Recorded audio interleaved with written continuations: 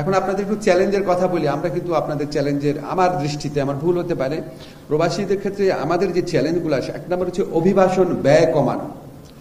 এখন অভিবাসন ব্যয় কমানোটা আমরা চেষ্টা করছি। আপনারা জানেন এটা কত টাফ। আমাদের এখানে যারা রিক্রুটিং এজেন্টরা আছেন তাদের মধ্যে ভালো আছেন, আবার অনেকে আছেন তাদের একমাত্র লক্ষ্য থাকে কত ভালো, মানে কত বেশি করে মানুষকে ঠকানো যায়, কিন্তু রিয়ালিটি। এবং গত সরকারের আমলে এই ধরনের যারা রিক্রুটিং প্রাধান্য দেওয়া হয়েছে, তাদের সাব এজেন্ট থাকে, এবং যারা আপনার অনেক টাকা দিয়ে বিদেশে যায় তারা আমাদের কাছে মাঝে মাঝে বলতেও চান না যে অনেক টাকা দিয়ে বিদেশে যাচ্ছে, কারণ তারা ভাবছে তাহলে যদি যাওয়াটা বন্ধ হয়ে যায়। মানে আমাদের ডিমান্ডটা খুব বেশি, সাপ্লাইয়ের তুলনায় ডিমান্ডটা খুব বেশি। এই সুযোগ গ্রহণ করা হয়, সেটাকে কার্টেল করার জন্য আমরা সাব এজেন্ট যারা আছে তাদের দায় দায়িত্ব নিরূপণের চেষ্টা করছি।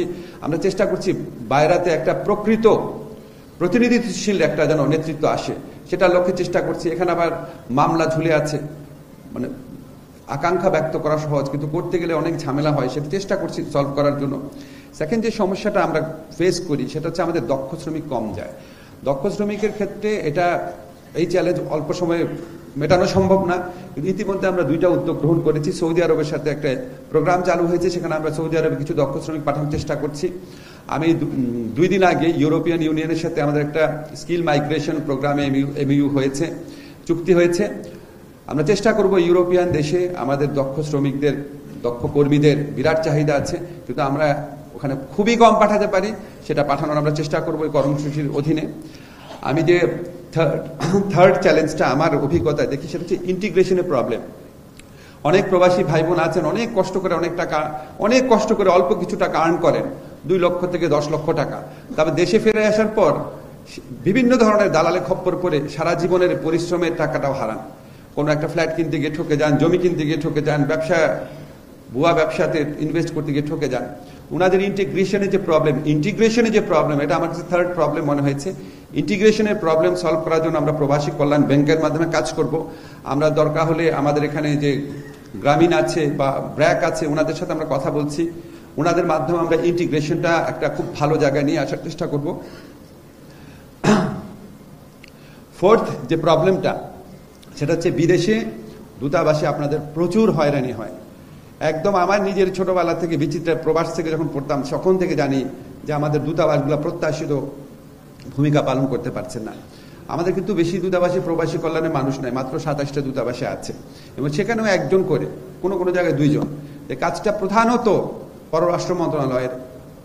তো আপনারা যখন খারাপ ব্যবহার পান আমাদের প্রচন্ড খারাপ লাগে। আমরা ওইখানে যে আপনার কমপ্লেইন মেকানিজম আছে সেটা ইমপ্রুভ করার চেষ্টা করছি। আমি নিজে যারা প্রবাসী কল্যাণ মন্ত্রণালয় থেকে যারা বিভিন্ন শ্রম অ্যাটাচে হিসাবে বিভিন্ন দূতাবাসে কর্মরত আছেন, প্রত্যেকের সাথে কথা বলেছি, কিছু আইডিয়া শেয়ার করেছি, কথা বলেছি অনলাইনে, জুম মিটিং করে।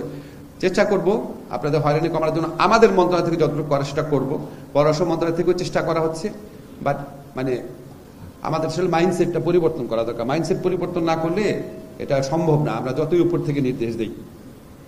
কিছু জিনিস একটু বলে রাখি, আপনাদের ভবিষ্যতেও হয়তো পাসপোর্ট নিয়ে সমস্যা হবে, আপনারা একটুখানি খেয়াল করবেন। হ্যাঁ, যদি আমাকে খুব হয়তো বেশি চিনেন, এই জন্য কোনো কিছু হলে ভাবেন হয়তো স্যার এটা কিছু করছে না কেন। আমার কিছু করার থাকে না, পাসপোর্ট আমার মন্ত্রণালয়ের অধীনে না। আপনারা প্রবাসীরা দেশে এসে যদি বিমানবন্দরে হয়রানির সম্মুখীন হন, এটা আমার মন্ত্রণালয়ের অধীনে না। আপনারা যদি বিদেশে এখানে এসে কোথাও ইনভেস্ট করে প্রতারিত হন, এটা আমার মন্ত্রণালয়ের অধীনে না।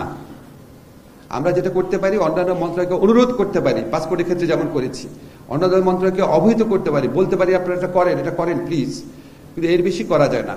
আমাদের যেটা করার, দক্ষ শ্রমশক্তি পাঠানো, মধ্যস্বত্বভোগীকে ঠেকানো, রিইন্টিগ্রেশনের ব্যবস্থা করা, সেসব ব্যাপারে কোনো ব্যর্থতা থাকলে আমাদের অবশ্যই বলবেন এবং আমাদের কাছে দাবি করবেন এখানে ব্যর্থ হলেন কেন।